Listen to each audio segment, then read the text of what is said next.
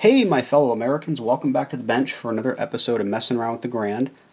By the way, that doesn't include most of the people that live in California. You're not Americans. You're something else. I don't know what, but that's your problem and my problem to get the heck out of here. That said, the hate mail that I've gotten from my last video, the first one going over the Garand, was absolutely hysterical. People well, some people were screaming about how this 60-plus-year-old rifle was an assault weapon and a weapon of war, and just, yeah, I mean, on and on and on and on. And yes, it was most certainly a weapon of war back when my grandfather was, 18, and when his brother was sent to Korea in 1950, and he had to lug one of these around for quite a while. But to call it an assault weapon, I suppose if I was out of ammo and I took it and used it as a club, it would, yes, and then I would say call it an assault weapon. But people in California are just absolutely insane, and for the few sane souls that still live in this state, believe me, I feel your pain because I'm stuck here too. So that rant out of the way. If you don't like videos about guns, guess what? Go watch something about the Powerpuff Girls or some other kids show, or Barney, or I don't know. Go watch HGTV or something with your wife, and maybe she'll let you wear her skirt or something. Whatever. Get over yourself, you ninnies. So we're gonna headspace the Eb 1 Garand today. You need to have the bolt out. We've already gone through that in painful detail. As you can see, the bolt is out of the rifle right now. All the guts are out of it as well.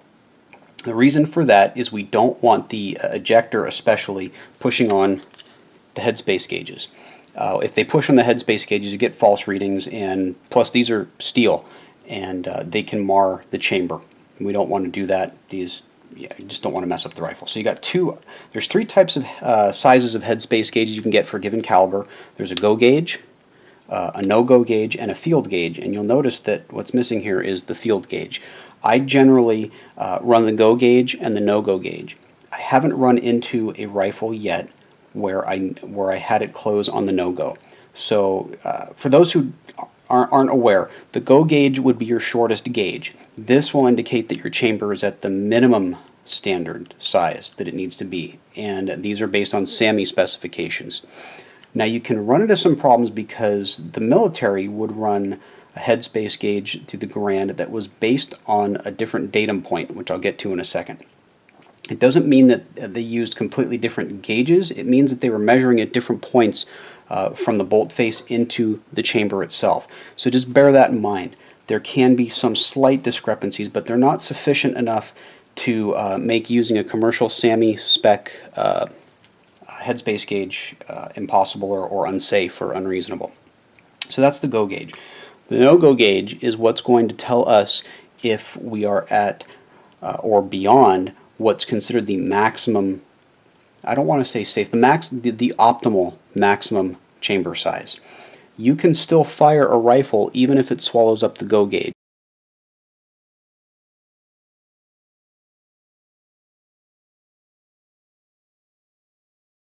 And that's where the field gauge comes in. The field gauge is like your ultimate, absolute last resort. If the bolt closes on the field gauge, you do not want to shoot that rifle. You want to pull that barrel off, take a look at it, take a look at the bolt, take a look at the receiver, the whole action, go through it. Odds are you're just going to have a worn barrel and it's going to need to be rebarreled. But if it swallows a field gauge, that's bad. Again, I don't have a field gauge because I've never had a rifle swallow the no-go gauge. So, to get started, the first thing we need to do then is put the bolt back in the rifle with all the guts removed. And that's pretty straightforward. You just kind of take the tail here, slide it underneath the receiver in front of the rear sight, and then there's, let's see, I don't know if that's going to show too well. Yeah, I think you can actually see it. So right there is one of the lugs, one of the receiver lugs, that little piece sticking out right there, and this thing's kind of covering. Let me try something finer. That little piece right there. Okay, you're going to get the left-hand side bolt lug behind that, just like so, and it's just going to fall right into the track. That's all there is to it. You don't need to fight this. If you're fighting it, you're doing something wrong. Okay, so I slide the bolt back in the receiver, just about to yay there. I'll get the op rod back up, swung into place. we get the right lug underneath the hump in the op rod. Alright, and op rod back in the track, and that's it. So you can see now that the action will cycle manually. Okay, that's all there is to that. Then we'll start with the go gauge. And go gauges are marked with caliber and with their size. So this one is marked, first of all, this is a Forster. Some people say Forster is junk, some people say it's great. I've had pretty good luck with Forster gauges. It's for 30-06, 270 Winchester, and 25-06. Reason being 30-06 is the parent case, 270 and 25-06 are based on 30-06. So this will work for all three of those chambers. So you take the Headspace gauge and gently, because this is a very hard piece of steel, insert it into the chamber just with your finger, like so. And just you know, I'm just using very light finger pressure to make sure it's in all the way. Oh, before I forget, the chamber should be clean before you do this. This rifle's chamber is clean. If it's not clean, any carbon residue buildup can give you a false reading. So with that done, I'm going to bring the bolt forward, and we're going to lock it into place. Alright, and we've got the bolt all the way down. And I think I'm going to do something here to make the visual a little more obvious for folks. I'm going to just leave the op rod disconnected. So again, we'll take the bolt and by hand we'll push it in, forward. Okay, and we'll lock it in. You don't want to apply any great force to this. Don't rank down on the bolt trying to get it to close. If it won't close, it means something's wrong. Stop, look, listen, all that good stuff. Alright, so let's give a little more light on this situation here. So, alright, you know what? Op rod, I want you off for just a moment, please. Or at least further out. There we go. Okay. The light better. Yeah. Now you can see right here there is no space between the bottom of this bolt lug right here, okay, and the top of the receiver right here. Okay, there's nothing there. Well, when I open it, there's space. It's seated firmly and flush against the receiver. A bolt is fully in battery and would be locked, so that rifle has a chamber that meets at least the minimum required specification. So we're good there. So we just passed the go test. Pop the bolt back open. And let's see what she's hanging up on here. Something is hung up. What you hung up on there? Alright, there we go. And we will just gently fish the go gauge out. You don't want to beat it up either because it is a somewhat precise measuring tool.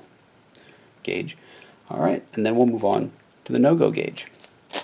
And again, same thing, same caliber markings.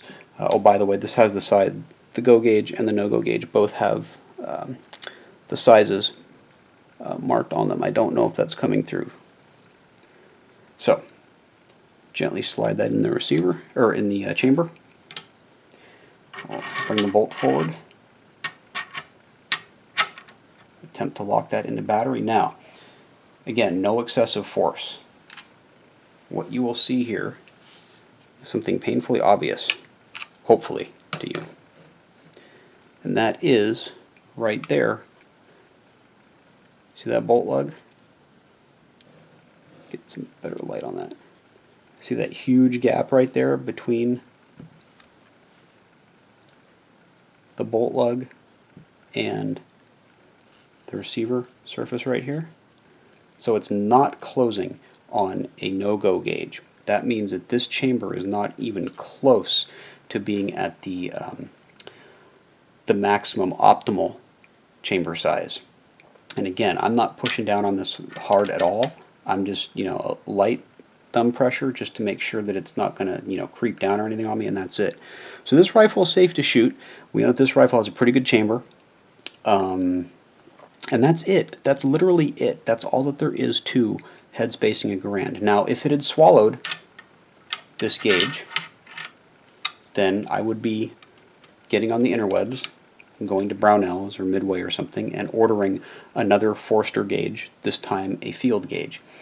And a word of advice, if you do buy Headspace gauges, and I recommend that if you're going to, especially build and repair rifles or rebarrel them, that you get a set of Headspace gauges. Get all the same brand, all the same manufacturer. There can be variations within the manufacturer that still make them usable and safe to use, but when you start crossing over to different manufacturers, you can run into some tolerance stacking issues, and you won't necessarily get a true or correct reading. And again, these gauges are just relative based on a datum point. So back to the datum point. The datum point is a point on or in the chamber that goes from that place or from that point back to the face of the bolt. And it measures some length of some sort. This gauge or this gauge is designed to contact the bolt face on the butt end, and then the datum point up here on the, well, I guess I'd call this the business end. If everything else is copacetic, then these gauges will tell you something about the chamber on your rifle. They won't tell you everything, but they're still a good tool to have and a good tool to know how to use, and a good tool to be able to use in any given rifle. I mean, whether this was, this could have been a Remington 700, completely different operation in terms of getting the bolt out, which takes 2 seconds to do, and completely different operation in getting the bolt apart so you can get the ejector and out, and you can get the extractor out. That's okay. Another bucket of fish. We'll go over that in another video one of these days. So anyway, there you go. That's how you Headspace the Garand. I highly recommend that if you're going to collect these things, you get yourself a set of Headspace gauges and learn how to use them. I hope this was helpful. Thanks for watching.